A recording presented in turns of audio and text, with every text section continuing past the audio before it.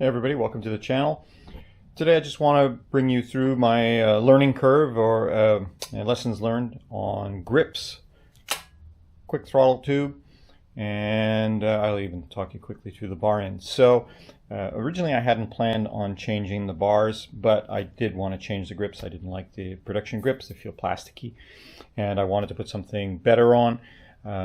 Based on the CRF 300, I didn't really want to put on motocross style grips because you don't get such good access, but in the end I ground that down a little bit with a Dremel sanding drum to get the access, but that was the final result. So let's walk you through quickly the beginning and also the throttle tube.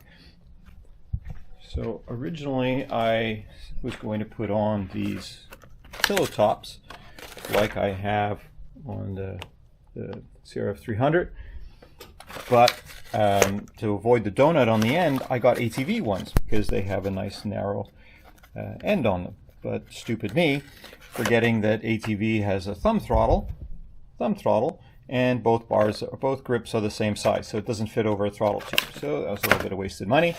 Second thing I got was these Vans Cult. And I like the shape, I've heard good reviews, I love the initial feel, and then as I pulled out of the driveway with these on the first time, I realized that they're huge, they're really thick. To me it felt like picking up a baseball bat by the wrong end. It's not much difference.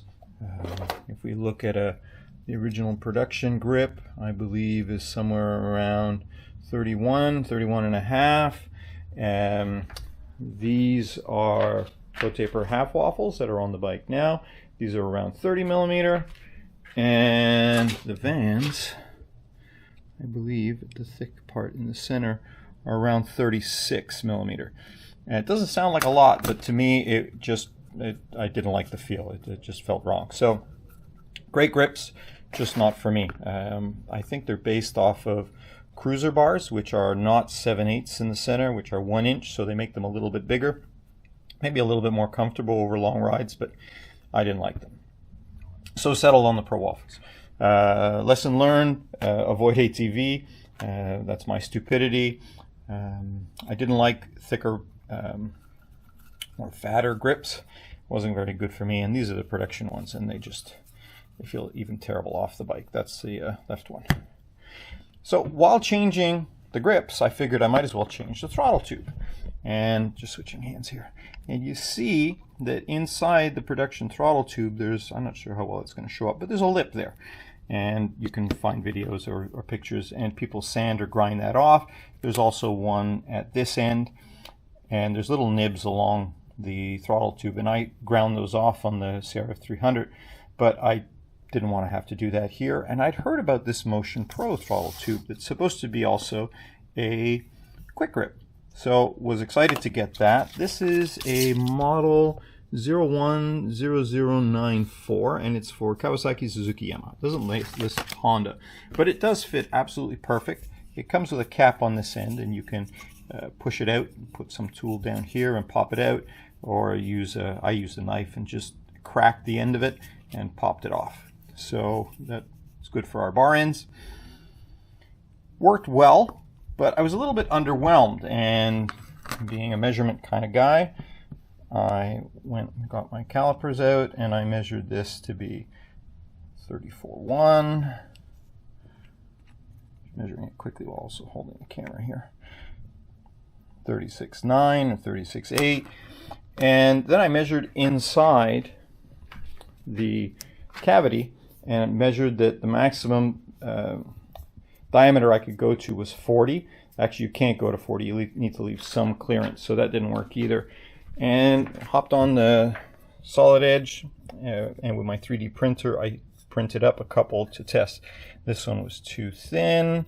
Didn't break, but was too thin. Actually never got used on the bike because the geometry didn't fit quite right. Made a couple more, made them thicker. And as you can see, I had a few different prototypes as I was getting the shape ideal. This one here has been ground to hell while I was trying to find where I was having some internal fouling. So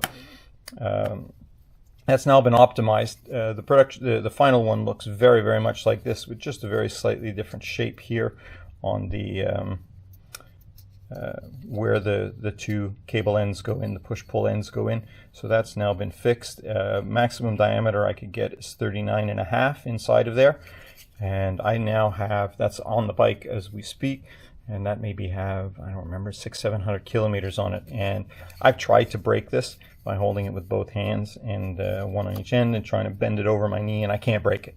Like I've tried like hell, and I can't break it. And this is just printed in PLA+. So very happy with the result, and reduce the throttle to the maximum I can without having to change the throttle housing. So, and which means changing switches and doing wiring and so on and so forth. So really pleased with that. I'll put up a little Excel sheet, and it'll show you, I'll overlay it, and it'll show you the difference between the production throttle, this really nice Motion Pro, which I highly recommend if you're going to change grips, because you don't have to do any grinding, and it does give you a little small improvement, and it costs next to nothing.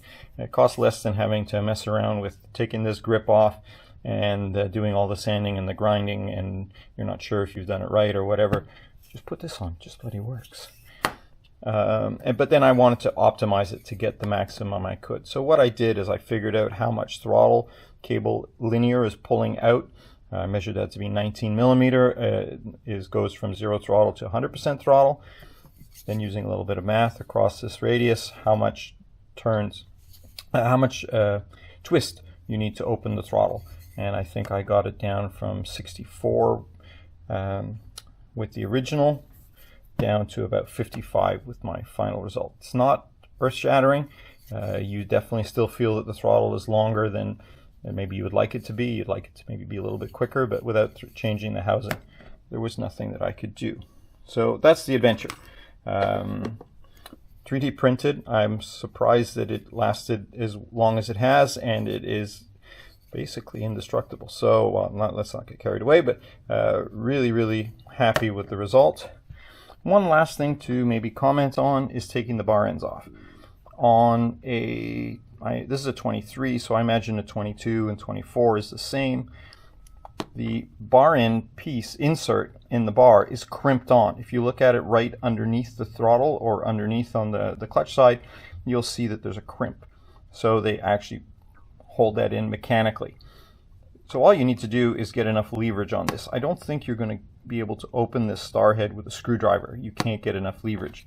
But I have a star bit, it's a fairly large one, on a ratchet that gives you enough leverage, and you can crank the end open, and I could easily remove both bar ends. So that's not too much of a challenge. Is it worth it? I think it's worth it, because any improvement is a good improvement, and it was an education and a fun exercise for me to do it. Is it worth killing myself for? No. The simplest solution is just to put on this Motion Pro with new grips and enjoy riding your bike as is without having to change the throttle body. So I think that sums everything up. Yeah, as I said again, I should have had the math on there on the screen for a while so that you can see the improvements that were made. And I also figured out that what the ideal would be 45 degrees of twist, and I'd have to go to such a big barrel on the throttle body, that on the throttle tube, it will not fit inside. So we'll scrap that idea, and we'll live with it as it is at the maximum that I can get out of it for the short term. So that's it for today. Just a quick video, quick summary of what I've learned. And if you're enjoying this content, please like and subscribe, share, and I can get into more data, more content, more data, and get some more interesting things up for you guys. All right, thanks. Have a great day.